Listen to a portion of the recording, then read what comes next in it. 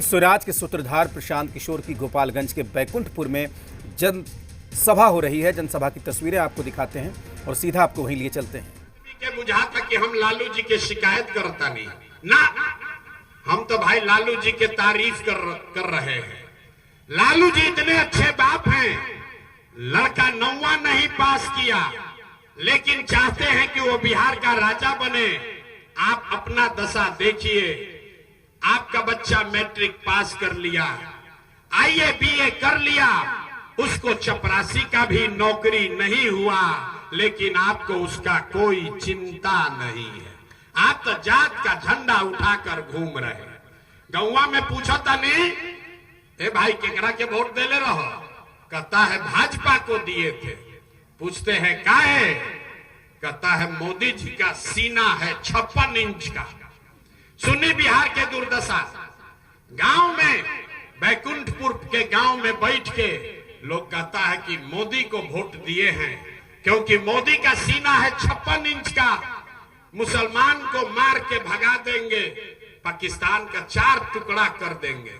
ऐजा बैकुंठपुर के गांव में बैठ के आपको यह समझ है कि मोदी का सीना 50 इंच है कि 56 इंच, लेकिन अपने बच्चों का खाए बगैर सीना सिकुड़ा के 15 इंच हुआ है, ये आपको नहीं दिख रहा है तो आप नहीं भोगिएगा। आपका बच्चा नहीं भोगेगा तो कौन भोगेगा। तो लोग कहता है सुनने के बाद कि क्या करिए भैया, हमने के विकल्प ना रहे। अरे बिहार में तो 2 गो दल बा, एक मोदी का भाजपा, एक लालू का ललटेन। हमने के केकरा के वोट दिया, किसको वोट दें, हमारे पास विकल्प नहीं है, सब तो ठगे हैं। इसीलिए 5 गांव में पैदल गए और 1 करोड़ लोगों को इकट्ठा करके जो दल और विकल्प बनाया उसका नाम है जन सुराज। एक नाम का बा, सबके बोले के बा, एक नाम का बा, जोर से बोलिए इसका नाम क्या है। जन सुराज का मतलब क्या, कैसे एकरा से गरीबी से निकलब समझ के तब घरे जाए के बाद। जन सुराज का मतलब का, सुराज मतलब सुंदर राज, जो ना राज में आप गरीब न रहे तो लेकिन के कर राज रहुआ तो लालू के राज देख लेनी, नीतीश मोदी कांग्रेस के राज देख लेनी, अब प्रशांत किशोर का राज देखिएगा, कोई फायदा नहीं है। अब बिहार में किसी नेता का नहीं, आपका जनता का राज होना चाहिए, जन सुराज होना चाहिए। होके के चाहिए कि ना होके के चाहिए, हथवा उठा के बोले के बा, भाषण नहीं के सुने के, होके के चाहिए कि ना होके के चाहिए, होना चाहिए। तो अभी कैसे होगा और कैसे गरीबी से निकलिएगा, मंत्र सीखिए और घरे जाइए। एक संकल्प लेना है, अगली बार जब वोट देने जाइए तो जिन नेताओं ने बिहार को लूटा है, जो नेता लोग बिहार के लुटले बाड़न जा, वो चाहे आपके जाति का है या धर्म का, आपके दल का है या गांव का, उसको वोट नहीं देना है। तो हाथ उठावे के बाद सबके जो खड़े हैं उसको भी हाथ उठाइए और संकल्प लीजिए। जिन नेताओं ने बिहार को लूटा है उसको वोट देना है कि नहीं देना है, जोर से बोलिए, देना है कि नहीं देना है, देवे के पा कि नहीं के देवे के। आपके जाति का होगा तो दीजिएगा कि नहीं दीजिएगा, जोर से बोलिए, आपके जात का होगा तो दीजिएगा कि नहीं दीजिएगा। हिंदू मुसलमान करेगा तो दोगे कि नहीं दोगे, अरे जोर से बोलिए, हिंदू मुसलमान करेगा तो दोगे कि नहीं दोगे। 2000 रुपया देगा तो दीजिएगा कि नहीं दीजिएगा, जोर से बोलिए, 1000 रुपया देगा तो दीजिएगा कि नहीं दीजिएगा, नहीं दीजिएगा। अरे भाई पैसा देगा तो पैसा लेना है, रास्ता समझिए, पैसा लेना है, क्यों लेना है आप ये समझ कर जाइए। राउरे पैसा, अगर राउर कोई पैसा ले बा और आके वापस दी ही तो पैसा हमने के लिया जाए कि ना लिया जाए। तो ये बताई कि 5 बरिस में राशन कार्ड बनाने में पैसा आपसे लिया है कि नहीं लिया है, जोर से बोले के बाद, राशन कार्ड बनाने में घूस लिया है कि नहीं लिया है, लिया है कि नहीं लिया है। जाति प्रमाण पत्र बनाने में पैसा लिया है कि नहीं लिया है। बिजली का बिल गलत आ रहा है कि नहीं आ रहा है, बिजली का बिल गलत आवता कि नहीं क्या वो, नाली गली बनाने के लिए पैसा मांग रहा है कि नहीं मांग रहा है? इंदिरा आवास खातिर पैसा मांगा है कि नहीं मांगा है? रसीद कटाने में पैसा सीओ बीडीओ लूट रहा है कि नहीं लूट रहा है? अरे भाई, तो हमनिए के पैसा लूटा है। आके चुनाव के समय 1000 रुपया देगा तो पैसा ले लेना है, लेकिन पैसा लेने के बाद एक संकल्प लेना है, गरीबी से निकलने का एक मंत्र याद करना है। अगली बार सबको याद करो भाई, अगली बार जब वोट देने जाइए तो एक संकल्प लीजिए, इस बार वोट किसी नेता के लिए नहीं, किसी दल के लिए नहीं, 5 किलो अनाज के लिए नहीं, नाली गली के लिए नहीं, मंदिर मस्जिद के लिए नहीं, जाति धर्म के लिए नहीं, लालू नीतीश मोदी प्रशांत किशोर के लिए नहीं। इस बार वोट अपने अपने बच्चों के लिए देना है, अपने बच्चों के शिक्षा और रोजगार के लिए देना है। देना है कि नहीं देना है?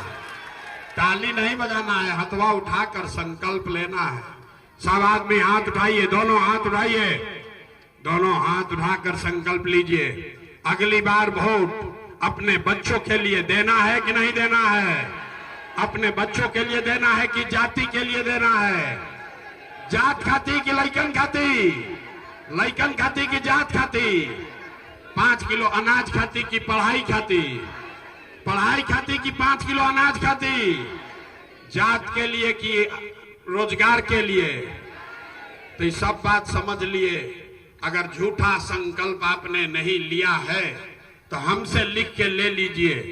अब की हाली 5 महीना में जब रवा दिवाली या छठ मनाई, अगर आप अपने बात पर कायम रहे तो इस बार जब आप दिवाली और छठ मनाइएगा तो आपके जीवन का, आपके गरीबी बदहाली का ये अंतिम दिवाली और छठ होने जा रहा है।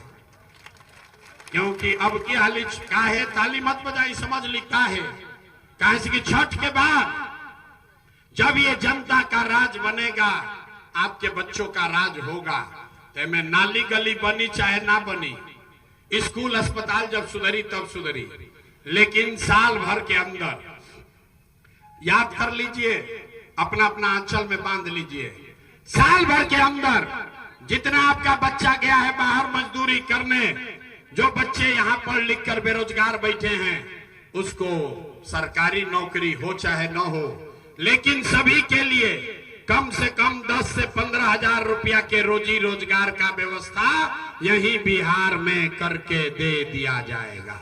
होना चाहिए कि नहीं होना चाहिए? होके के चाहिए? ये प्रस्ताव पास होता होके के चाहिए ना? होके के चाहिए? तो होके के चाहिए तो अभी घरे जाई तो अपना पति के, अपना सवांग के बेटा के फोन करके कह दी कि बचवा आपकी हाली जब छठ में घरे आईबा, इस बार जब छठ में घर आओगे तो 10-15 हजार रुपया के रोजी रोजगार के लिए तुमको बिहार छोड़कर बाहर नहीं जाना पड़ेगा। होके के चाहिए कि ना होके के चाहिए? आवाज नहीं आया। होना चाहिए कि नहीं होना चाहिए? दूसरा संकल्प, जेकरा जेकरा घर में 60 वर्ष से ज्यादा उम्र के कोई महिला पुरुष बा, आज नीतीश कुमार उसको 400 रुपया पेंशन देता है भीख में। तो तय हुआ कि छठ के बाद कार्तिक महीना से 60 वर्ष से ज्यादा उम्र के हर महिला पुरुष को 400 रुपया का पेंशन नहीं, 2000 रुपया महीना का पेंशन जरूर मिलने लगेगा। कि होके के चाहिए कि ना होके के चाहिए? होके के चाहिए? जोर से बोलिए, होना चाहिए कि नहीं होना चाहिए? अंतिम संकल्प, जेकर जेकर लड़का 15 साल से कम उम्र के बाद, गरीब का बच्चा जाता है स्कूल में पढ़ने तो पढ़ता नहीं है, खिचड़ी खाया घरे चला आया। तो तय हुआ कि छठ के बाद जब तक सरकारी स्कूल नहीं सुधरेगा, आप अपने बच्चे को प्राइवेट अंग्रेजी स्कूल में भेजिए। स्कूल में भेजने का फीस, स्कूल में भेजने का खर्चा सरकार के ओर से दिया जाएगा, ताकि गरीब से गरीब का बच्चा भी अंग्रेजी स्कूल में पढ़ सके।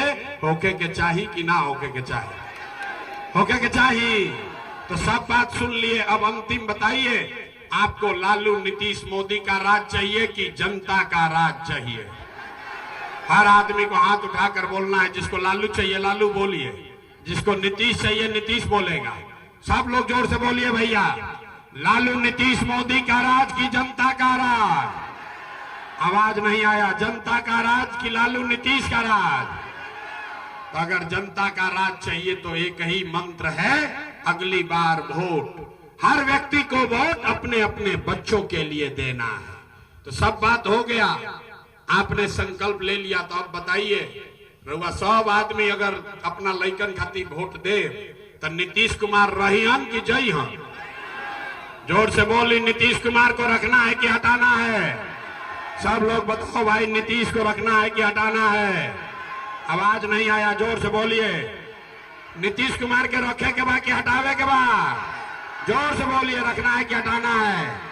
रखना है कि हटाना है? हटाना है। मोदी आके कहन की वोट दे दिया हो तो दिया जाए, दियाएगा? काहे? हम बताते हैं काहे। आप समझिए, वोट बिहार का तो फैक्ट्री बिहार में लगना चाहिए कि गुजरात में लगना चाहिए? सब लोग बोलो भैया, जे मोदी के वोट देले बा बताओ, वोट बिहार का तो फैक्ट्री बिहार में लगना चाहिए कि गुजरात में? जोर से बोलो, फैक्ट्री बिहार में लगना चाहिए कि गुजरात में? 15 बरिस में मोदी फैक्ट्री कहां लगाए, बिहार में कि गुजरात में? मोदी फैक्ट्री कहां लगाए? मोदी फैक्ट्री कहां लगाए? तो हम लोग वोट मोदी के कहला पर देंगे? मोदी कहले पे वोट दीजिएगा? जोर से बोलिए, दीजिएगा? मोदी के कहने पर नहीं दीजिएगा तो नीतीश मोदी तो गइलन। हाथ उठा के बताई तो, हाथ उठाकर बताइए, लाल नीतीश रहियन कि जइहन? जइहन। जोर से बोलिए, महिला लोग हाथ नहीं उठाया। सब लोग हाथ उठाकर बताइए, नीतीश रहियन कि जइहन? रहियन कि जइहन? तो अब बता दिए अंतिम सवाल, लालू जी के राज कोई के चाहिए? ए भाई, लालू का ललटेन चाहिए? अपहरण रंगदारी चाहिए फिर से? अरे अपहरण रंगदारी फिर से चाहिए? हत्या लूटपाट चाहिए? नहीं ना चाहिए। तो लालू नीतीश मोदी तीनों गइलन तो के बचल? के बचल? अरे भाई, के बचल? बिहार में के बचल? बिहार में बच गए आप, बिहार में बच गई जनता।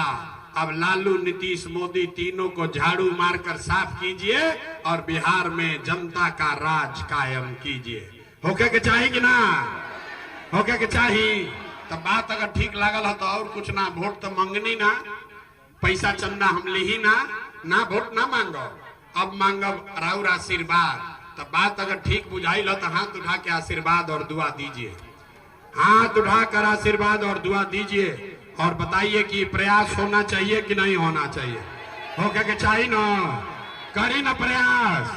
अब गाँव गाँव वह संभाल लेब ना, घर घर सबके सिखा देब ना। अब फिर से आवे ना पड़ी हमरा। पूरा बिहार में जाए के बाद बैकुंठपुर के जिम्मा आप लोग ले रहे हैं ना? गलत नहीं ना बोले हैं भाई? सब लोग घर घर जाके सबको बदलिए, बिहार में बदलाव लाइए, अपना और अपने बच्चों का जीवन बदलिए। एक बार अंतिम बार नारा लगाएंगे, जय बिहार। बिहारी को कितना जोर से गाली देता है, हम लोग नारा भी नहीं लगा रहे। जय बिहार, जय बिहार।